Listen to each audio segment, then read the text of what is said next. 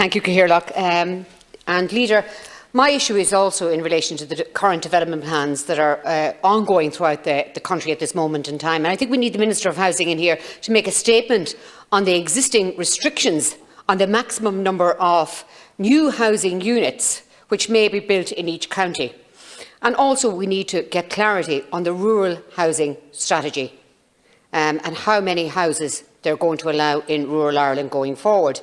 And I want to read a quote from you here. The era of unrestricted development of one-off housing in rural areas has come to an end. It has been a fundamentally flawed policy for decades that is not just anti-rural, but has been a contributory factor in the dissemination of towns and villages. One-off rural housing is extremely expensive on local authorities and other agencies in provision of roads, waste collection services, groundwater, pollution, electricity, lighting, postal services and broadband.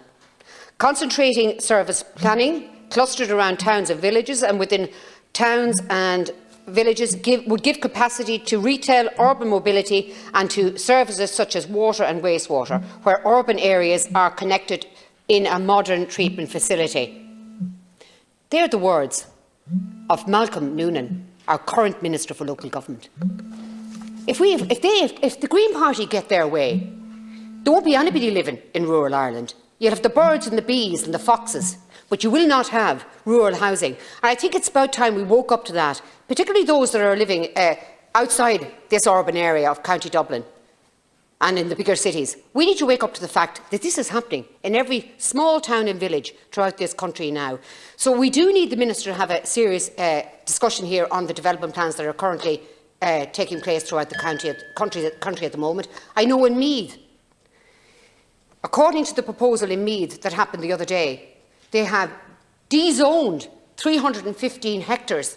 They don't even have enough zoning to build social housing themselves with what they've actually proposed. So it's a crazy, crazy situation that is happening throughout this country, and we definitely need to have a discussion on it. It is a real concern. This isn't a new issue. This actually came up in the last development plan as well. I was a member of Mayo Local Authority, Mayo County Council at that time, and we had a huge difficulty with the department in trying to make amendments to our county development plan to facilitate one-off rural housing. I come from a rural village. It is difficult to get planning, but what we don't want is to make it absolutely impossible for people that are from an area to live in an area. But that is certainly being pushed, I think, from certain quarters. It's not something that I support.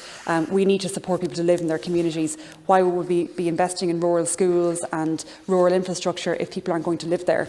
So there is that friction. There's definitely that friction between the department, I think, and some local authorities, and I think our councillors across all counties are doing their damnedest to make sure that the views of the public in their local community is reflected in their county development plan. That is within their remit to pass that plan. Senator Keogan, I take on board as well the quote that you read into the record here of the House. I think that was very important to bring that issue to the public attention and to put it on the record of the House here.